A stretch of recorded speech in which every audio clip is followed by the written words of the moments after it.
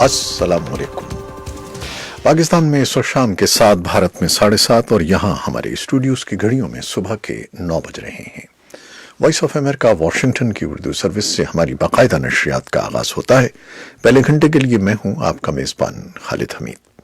जैसा कि आप देख रहे हैं, फेसबुक लाइव पर हम आपके सामने हैं और वेबसाइट और रेडियो पर हमारा ये 1 घंटे का न्यूज़ शो जारी रहेगा। तो आगाज करते हैं पहले आज की अहम खबरों की सुर्खियों से। खैबर पख्तूनख्वा के शिमाली जिले लोअर दीर के इलाके मैदान में पोलियो टीम पर नामालूम अफराद की फायरिंग से 2 पुलिस एहलकार हलाक हो गए हैं। पाकिस्तान के सूबे पंजाब के जिले कसूर में ज्यादती के बाद कत्ल होने वाले बच्चों के लवाहिकीन ने मुजरिम सुहेल शहजाद को सरेआम फांसी देने का मुतालबा किया है।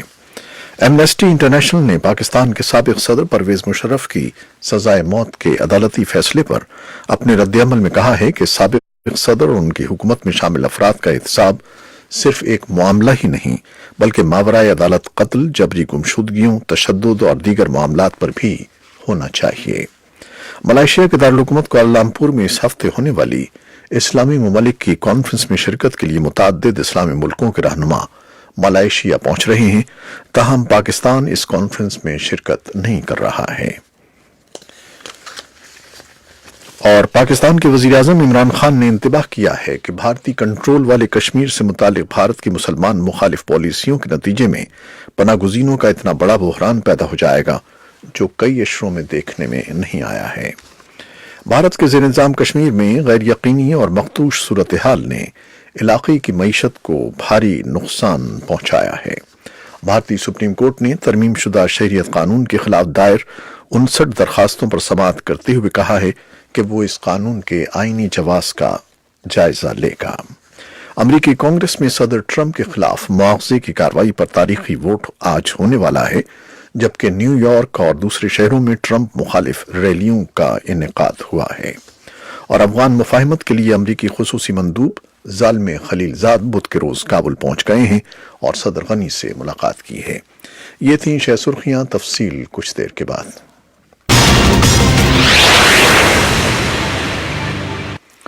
खैबर पख्तूनख्वा के शिमाली जिले लोअर दीर के इलाके मैदान में पोलियो टीम पर नामालूम अफराद की फायरिंग से 2 पुलिस एहलकार हलाक हो गए हैं। मकामी हुक्काम के मुताबिक वाक़या बुध की सुबह मरखनी पुल के करीब पेश आया, ताहम वाक़े में पोलियो वर्कर्स महफूज रहे। लोअर दीर के इंतजामी मरकज तिमरगरा में हुक्काम ने पोलियो मुहिम के दौरान हिफाजत पर मामूर पुलिस एहलकारों मुकर्रम और फरमान के जाँबाग होने की तस्दीक की है। हमले की जिम्मेदारी कलअदम शिद्दत पसंद तंजीम तहरीक तालिबान पाकिस्तान ने कबूल कर ली है। पाकिस्तान के सूबे पंजाब के जिले कसूर में ज्यादती के बाद कत्ल होने वाले बच्चों के लवाहिकीन ने मुजरिम सुहेल शहजाद को सरेआम फांसी देने का मुतालबा किया है। सुहेल शहजाद को लाहौर की इंसदादी दहशतगर्दी की खुसूसी अदालत ने मंगल को 3 बार सजाए मौत और 1 मरतबा उम्र कैद की सजा सुनाई थी। ये फैसला इंसदादी दहशतगर्दी की अदालत के जज मोहम्मद इकबाल ने कोट लखपत जेल में सुनाया।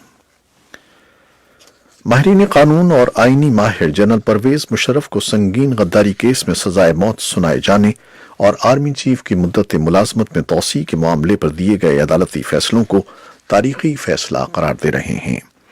आईनी माहिर और कानूनदान बैरिस्टर अली जफर परवेज मुशर्रफ से मुतालिक फैसले को पाकिस्तानी तारीख का एक अहम फैसला समझते हैं। आबिद हसन मंटो ने कहा है कि उनके लिए ये फैसला खास है भी और नहीं भी, क्योंकि ये फैसला एक साबिक आर्मी चीफ के बारे में है जो सदर बन गया और उसने मार्शल लॉ लगा दिया, इसलिए ये फैसला अहम है। इस फैसले से मुस्तकबिल में पाकिस्तान में मार्शल लॉ लगाने का रास्ता बंद हो जाने से मुताल्लिक सवाल पर अली जफर का कहना था कि माजी में लगाए जाने वाले मार्शल लॉ के बाद जब पार्लियामेंट बहाल हुई तो पार्लियामेंट ने उनकी मंजूरी दी। उनके बकौल अगर ऐसा फैसला माजी में आ जाता तो सिर्फ एक फैसला माजी में लगाए जाने वाले मार्शल लॉस को रोक नहीं सकता था। एमनेस्टी इंटरनेशनल ने पाकिस्तान के साबिक सदर परवेज मुशर्रफ की सजाए मौत के अदालती फैसले पर अपने रद्दअमल में कहा है कि साबिक सदर और उनकी हुकूमत में शामिल अफराद का एहतसाब सिर्फ एक मामले में नहीं बल्कि मावराए अदालत कत्ल, जबरी गुमशुदगियों, तशद्दुद और दीगर मामलात पर भी होना चाहिए। ताहम इंसानी हुकूक की सूरत हाल पर नजर रखने वाले इदारे ने यह भी कहा है کہ جنرل مشرف کو اپنے دفاع کا مناسب موقع ملنا چاہیے اور یہ کہ موت جیسی سزا غیر انسانی ہے۔ ملائیشیا کے دارالحکومت کوالالمپور میں اس ہفتے ہونے والی اسلامی ممالک کی کانفرنس میں شرکت کے لیے متعدد اسلامی ملکوں کے رہنما ملائیشیا پہنچ رہے ہیں، تاہم پاکستان جس نے قبل ازیں اس کانفرنس میں شرکت پر اتفاق کیا تھا اب اس کانفرنس میں شرکت نہیں کر رہا ہے۔ بعض تجزیہ کاروں کا کہنا ہے کہ پاکستان نے ملائیشیا کے دارالحکومت کوالالمپور میں ہونے والی کانفرنس میں شرکت نہ کرنے کا فیصلہ سعودی عرب کا پاس رکھنے کے لیے کیا ہے۔ پاکستان کے وزیر اعظم عمران خان نے انتباہ کیا ہے کہ بھارتی کنٹرول کے کشمیر سے متعلق بھارت کی مسلمان مخالف پالیسیوں کے نتیجے میں پناہ گزینوں کا اتنا بڑا بحران پیدا ہو جائے گا جو کئی عشروں میں دیکھنے میں نہ آیا ہوگا۔ انہوں نے جنیوا میں پناہ گزینوں پر عالمی فورم میں شریک مندوبین پر زور دیا کہ وہ بھارت پر ان اقدامات کو واپس لینے کے لیے دباؤ ڈالیں۔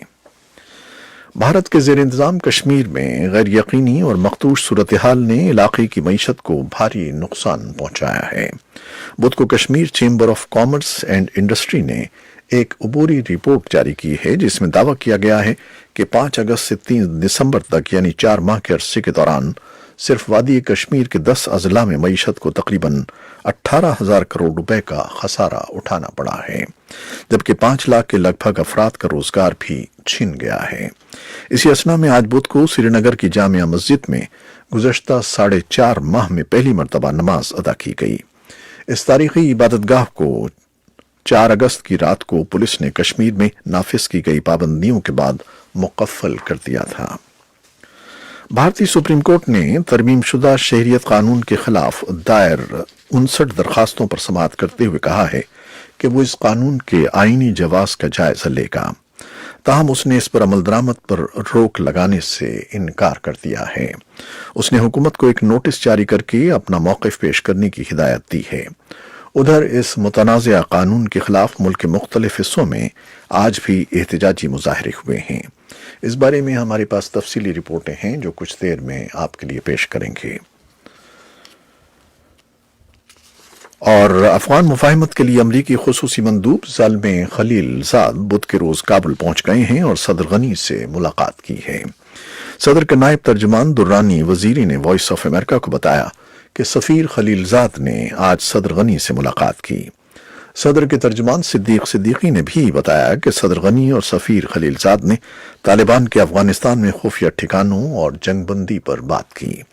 زلمے خلیل زاد نے صدر کو اپنے دوحہ اور اسلام آباد کے حالیہ دورے کے بارے میں بتایا۔ اسی اثنا میں عرب نیوز نے اسلام آباد میں طالبان کے ذرائع سے بتایا ہے کہ سفیر خلیل زاد نے طالبان پر زور دیا کہ وہ 10 روزہ جنگ بندی پر اتفاق کریں اور کہا کہ اگر اس پر عمل نہ ہوا تو امن کی کوششیں رک جائیں گی۔ امریکی ایوان نمائندگان آج متوقع طور پر صدر ڈونلڈ ٹرمپ کے خلاف مواخذے کے حق میں ووٹ دے گا۔ اس طرح ٹرمپ امریکی تاریخ کے تیسرے صدر بن جائیں گے جن کو مواخذے اور اپنا عہدہ چھوڑنے کی سزا کا سامنا ہوگا۔ منگل کے روز اختیار کیے گئے ضوابط کے مطابق ایوان 6 گھنٹے تک مواخذے کی شقوں پر بحث کرے گا، جن میں صدر پر الزام ہے کہ انہوں نے اپنے اختیارات کا ناجائز استعمال کرتے ہوئے سن 2020 کے امریکی انتخابات میں یوکرین کی مداخلت کی کوشش کی اور کانگریس کے کاموں میں رکاوٹ ڈالی۔ یہ ووٹنگ بدھ کی شام متوقع ہے۔ عین اسی وقت صدر ٹرمپ ریاست مشیگن میں ایک جلسہ عام سے خطاب کر رہے ہیں، جبکہ نیو یارک اور دوسرے شہروں میں ٹرمپ مخالف ریلیوں کا انعقاد ہوا ہے۔ امریکہ کے صدر ڈونلڈ ٹرمپ کے مواخذے کے لیے جوڈیشری کمیٹی سے منظور ہونے والے 2 الزامات پر ایوان نمائندگان میں جب آج ووٹنگ ہو رہی ہے، تاہم اس سے قبل صدر ٹرمپ نے اسپیکر نینسی پیلوسی کو ایک خط لکھا ہے جس میں انہوں نے اپنے خلاف بغاوت کی کوشش اور اس کے سنگین نتائج کا تذکرہ کیا ہے۔ صدر ٹرمپ یہ خط منگل کو ایوان نمائندگان کی اسپیکر نینسی پیلوسی کو اس وقت لکھا ہے جب پیلوسی نے اعلان کیا کہ صدر ٹرمپ کے خلاف مواخذے کی کارروائی کے لیے ایوان نمائندگان میں بدھ کو ووٹنگ ہوگی۔ صدر ٹرمپ نے اپنے خط میں نینسی پیلوسی کو مخاطب کرتے ہوئے کہا ہے کہ تاریخ آپ کا سخت محاسبہ کرے گی۔ انہوں نے دعویٰ کیا کہ مواخذے کی مہم کے باوجود ان کے ووٹروں کو متاثر نہیں کیا جا سکتا۔ یہ تھیں وہ خبریں جو فیس بک لائیو پر ہم نے آپ کے لیے پیش کی۔ ویب سائٹ اور ریڈیو پر ہمارا یہ 1 گھنٹے کا نیوز شو جاری رہے گا۔ ہمارے ساتھ رہیے گا۔ کیمرہ مین فواد الیاس کے ساتھ فیس بک لائیو سے اجازت چاہتے ہیں۔ اللہ حافظ۔